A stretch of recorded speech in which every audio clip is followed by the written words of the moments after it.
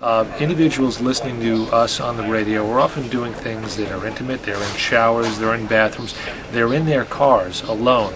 And we connect with them and forge a bond that really can't be duplicated. And to tell a story, to reveal some injustice, to highlight some affirming act of kindness, all of those things have a reaction that as a local reporter you're not often immediately aware of. And I know many times as a local reporter I would have people come up to me sometime days after the fact and recall something I had said that touched them in some way or empowered them. For the record, I think news can be a profit center, and it can do so to the benefit of the station bottom line and to the benefit of the public. That doesn't mean that the news has to pander to anybody. It doesn't mean that the news has to be anything other than well-researched, well-written, and well-presented. But it can be a profit center, and that's something I hope stations will realize. Good local news can sell. It'll also enhance the station's image, and it will perform that public service. To radio and listening to your radio station to find out what happens. You become a lifeline to your community. You're the reason people will turn to and continue to turn to, and that's one of the reasons why it's really important to develop that brand image of being the news station in your local community, whether it's news talk, whatever format it is, to have news in it. It can be a music news station, it can be a news talk radio station. It's really important to have that image of news, that when something happens in your community, you're the radio station to turn to, no matter what the disaster or what the story might be. God forbid a body is found. Who was it? What did they mean in the community? What happened? Somebody dies after a happy, fulfilling, and fruitful life at the age of 97 or 98. You want to know about that life. I think it's very important for local news to continue. Otherwise, we just forget how to do news. And I think, in a sense, we're not prepared in any real way in this business to venture beyond our own borders unless we're able to understand the communities in which we live and function and operate.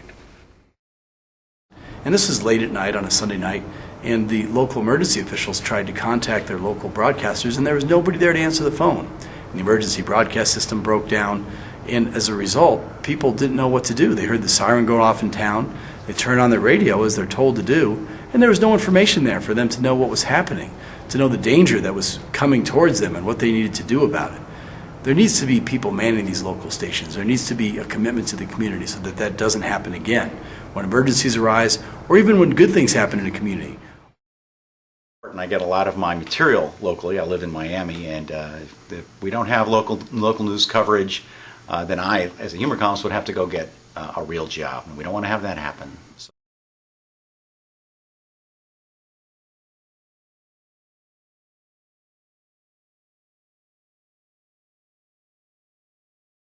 And so I just encourage everybody to put more emphasis on finding the stories of their neighborhoods and their communities. It's absolutely compelling listening because there is people are hungry for really in-depth stories. One of the things that used to make this country, in many ways a more interesting place than it is today, is all the local characters, the eccentrics, the misfits, the people who were possessed by some cause, the crusaders, and they're not important enough to make national news, to be in Newsweek, say, but they are interesting enough and sometimes important enough to be good local stories. And it's a little bit like the dog that didn't bark, in the old Sherlock Holmes story.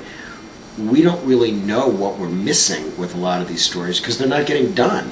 So there's, it's like low-hanging fruit for people who, could be doing local stories but often don't have an outlet for it. Yesterday on this radio station we did a terrific story about a man who was retired, lived in Westchester County, and his wife had died 2 years ago. And he kept her voice on the voicemail message on their home phone. And Verizon, the local phone company, upgraded his phone system. Verizon upgraded his phone system and it made him lose the voice of his wife. This is a man that would pick up the phone every day, and all he had left was the voice of his wife on his telephone. And so we heard about his story. We went to him. We told his story. And you know what? Today, Verizon restored his wife's phone message. That's a terrific story.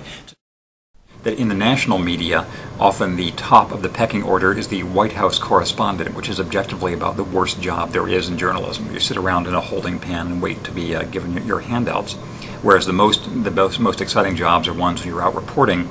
Similarly, local reporting is sometimes uncelebrated, not as glamorous, seen as a starter job, but in a way it's the most important thing to be done.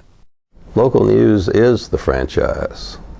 You can't solve the problems of the world from the Greenville Mississippis, but you can solve Greenville's. And if you help do that, you get a handle on trying to do something about the world. It's the biggest thing we do, local news. It ought to be. Local radio news is the place to start. It's the place where I started. I love doing local radio news. I did it for 7 years back in the 70s. And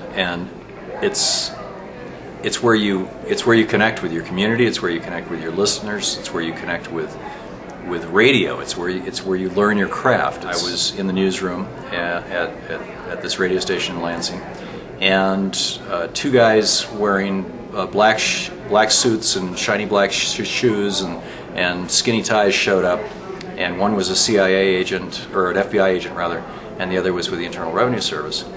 And they said that in the next town over, a small town nearby, they were going to be arresting about 15 or 20 people for refusing to pay federal income taxes. And they would appreciate it if we didn't cover the story.